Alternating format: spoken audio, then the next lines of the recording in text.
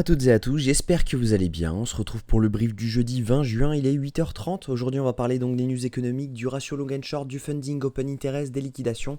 On regardera ce que font les whales en finissant par l'analyse technique de Bitcoin. Mais avant ça, on va regarder tout simplement ce qui s'est passé hier. Donc pour le moment sur Bitcoin, on n'a vraiment absolument rien du tout à se mettre sous la dent. En revanche, on commence à voir des mouvements de structure haussière. Donc potentiellement, on pourrait avoir une belle hausse dans la journée. Je m'explique. Vous avez tout simplement donc eu ce mouvement-ci quand on se met à court terme. Hop, je vais retirer les mots. On se met à court terme, on va se mettre en 5 minutes. Voilà.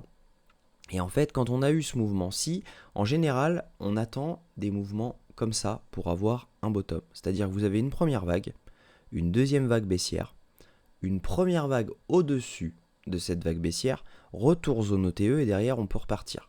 Et en fait, le retour zone OTE, il se situe donc juste comme ça.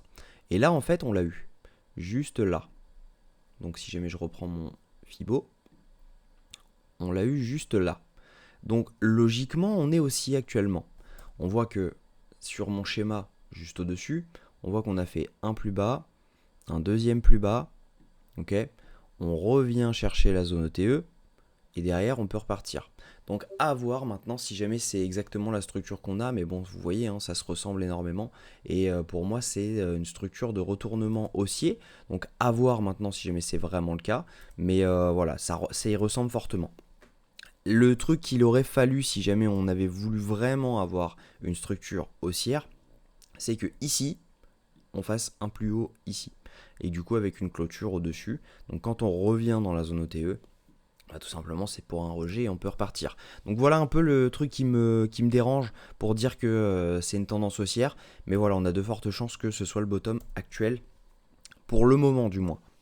Donc ça, on va voir ça ensemble. Au niveau des news économiques, aujourd'hui, on va avoir la décision de la BNS, donc c'est la banque suisse, sur les taux d'intérêt. Même chose, ça peut être très très bullish parce que ça peut vraiment implémenter ça dans la tête des États-Unis si jamais ils commencent à dire non, nous on veut pas augmenter nos taux, on veut pas baisser nos taux tout de suite, etc. Ce qui serait cool, c'est de voir la Suisse et l'Angleterre baisser leurs taux. Tout simplement du fait que si jamais ils commencent à le faire, bah, les États-Unis vont forcément suivre à un moment parce que ce sera les derniers à le faire et ils aiment pas être les derniers. Donc, logiquement, ils pourraient bien baisser leurs taux incessamment sous peu, je pense, au mois de septembre, normalement, on devrait avoir une baisse des taux aux États-Unis, ce qui devrait ramener pas mal d'argent sur les marchés. Donc, plutôt satisfaisant si jamais on avait une news comme ça.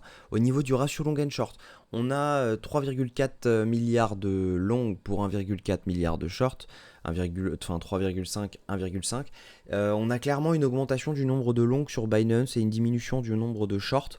Donc, attention à ça, on est sur 70% de longs quand même. Donc attention, après ce qui est un peu étonnant, c'est que bah, c'est pas vraiment ce qu'on voit nous quand on regarde les datas. Parce que oui, on a du long qui s'est ouvert, mais on a surtout des positions qui se ferment. Actuellement, on est sur des plus bas quasiment en termes de open interest. Je vais pas vous dire des plus bas par rapport au plus bas qu'on était. Voilà, on est sur les zones qu'on était la dernière fois, sur les 68 000 dollars. Voilà, on recommence, on n'est pas sur des pics. Ce que je veux dire, c'est qu'on n'est pas, bien sûr, là où on était quand on était à 15 000 dollars, parce que là, c'était le néant. Mais voilà, on est sur des basses, des zones basses. Donc actuellement, il ne se passe pas grand-chose. On n'est pas à l'abri de faire une dernière petite liquidation. Donc attention à ça quand même, parce qu'on a quand même pas mal de longues.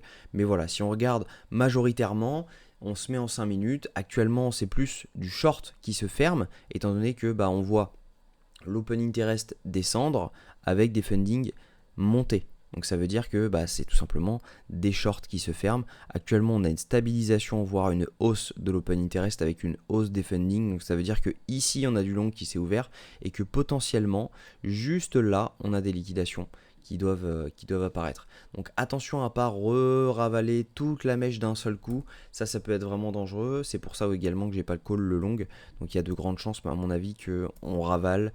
Donc attention à ça. Il peut y avoir vraiment des moves un peu traîtres. Donc faites attention à vos positions. Je ne traite toujours pas personnellement. J'attends vraiment qu'on ait une tendance haussière validée en H1, c'est-à-dire tout simplement que au moins on valide au-dessus de ce plus haut un mouvement pour qu'on ait notre vrai choche, notre vrai changement de tendance en H1 et derrière on pourra tout simplement ravaler ça et repartir. Donc ça pourrait être un scénario sympa et on verra tout simplement si jamais il se met en place. Pour le moment, ce n'est pas le cas, mais on va voir. On a de grandes chances, à mon avis, de passer cette zone de liquidité juste ici. Si on regarde les liquidations, on a des liquidations très proches qui se trouvent sur Bitcoin autour des 66 000 $. Donc on n'est pas à l'abri de venir chercher les 66 000 $. Si je me regarde ça sur 3 jours, même chose, on a pas mal de liquidations à la hausse, vraiment énormément. On en a toujours à la baisse, donc attention quand même. Mais voilà, si on regarde sur une semaine, c'est pareil. On a énormément de liquidations à la hausse autour des 67 000, 68 000 $. Donc on n'est pas à l'abri clairement de venir faire un petit tour. Deuxième chose, enfin troisième ou quatrième chose, on a pas mal de retours d'achat sur les micro-whales. Vous le savez, c'est elles qui donnent le tempo. Donc plutôt intéressant parce que sur ça, on n'a pas de vente sur le niveau des whales. On a quelques prises de profit sur le niveau des retails. Par contre, les whales, les micro-whales, elles continuent d'acheter. Donc pourquoi pas commencer à avoir des mouvements comme ceci. Ça pourrait être vraiment intéressant pour le moment. Voilà, faut les avoir à l'œil. Mais il y a de grandes chances qu'elles continuent à accumuler actuellement. Donc techniquement, moi ce que je vais faire, c'est vraiment surveiller cette zone-ci parce que... Alors, je remets ça en 1 heure. Voilà. Actuellement, en fait, ce qu'on a fait, on a méché sur le FVG Daily. Ok, on voit que ici, un FVG, c'est un creux dans la value, c'est un aimant. En gros, il faut venir le chercher à un moment ou à un autre. Ok, on a un FVG qui est présent ici. On n'est pas à l'abri, bien sûr, de revenir, d'aller chercher, combler tout le FVG pour derrière repartir. On n'est pas à l'abri de faire ça. Actuellement, ce qu'on fait, c'est sympa parce qu'on a comblé le FVG. Maintenant, ce qu'on va attendre, nous, c'est d'avoir une structure haussière en faisant un plus haut là-dessus. Là, on aura notre structure haussière. En revanche, quand on va arriver ici, on sera dans la zone de rechargement de short de ce mouvement baissier.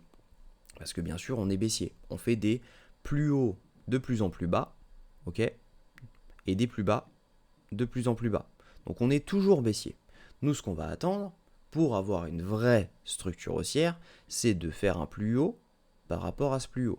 Donc faire quelque chose comme ça, pour qu'on puisse repartir dans une tendance haussière où on fait des plus hauts de plus en plus hauts et des plus bas de plus en plus bas. Donc voilà en fait ce qu'on va attendre. Là, on n'est pas actuellement dans cette configuration. On est toujours en tendance baissière, donc il va falloir observer ce qu'on va faire dans cette zone de rechargement. Parce qu'on peut très bien remarquer un plus haut de plus en plus bas, avec des plus bas de plus en plus haut, etc., jusqu'à ce qu'on casse à un moment ce plus haut et qu'on fasse un plus haut de plus en plus haut, etc. Et ensuite, derrière, on peut repartir en tendance haussière. Donc voilà un peu le topo. Donc pour le moment, moi, je reste observateur du marché. Je pense qu'il y a des chances qu'on soit ravalé si jamais on tombe dans les 66 200, étant donné que vous l'avez vu, c'est des liquidations qui sont présentes là-dedans. Je pense qu'il y a de grandes chances qu'on retourne faire un plus bas encore. Mais voilà, il va falloir avoir à l'œil. Si jamais on commence à break les 67 275, je repasserai au haussier. À break avec une clôture, j'entends. C'est-à-dire qu'on ne vient pas juste faire une mèche et hop, on repart. Parce que ça ne compte pas. Il va falloir que ce soit une clôture de bougie H1 où derrière, voilà, on peut refaire un truc comme ça. Et derrière, on peut se placer, nous, ici. Donc ne vous inquiétez pas, n'allez pas FOMO. Si jamais ça devait partir, on aura le top départ et on aura un retracement derrière pour rentrer. Donc attention à ça, ne faites pas de bêtises parce que clairement on aura le temps de rentrer. Même sur le challenge, on est actuellement à 2% d'augmentation. On a bien acheté le Tao, on est à 12% dessus quasiment. Donc plutôt pas mal, mais voilà, à mon avis on aura d'autres zones d'achat, donc vous inquiétez pas, et ça va bien se passer.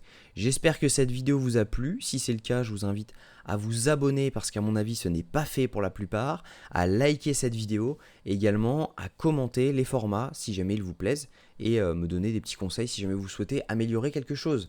Voilà, je vous souhaite une très bonne journée, on se retrouve demain à la même heure, prenez soin de vous.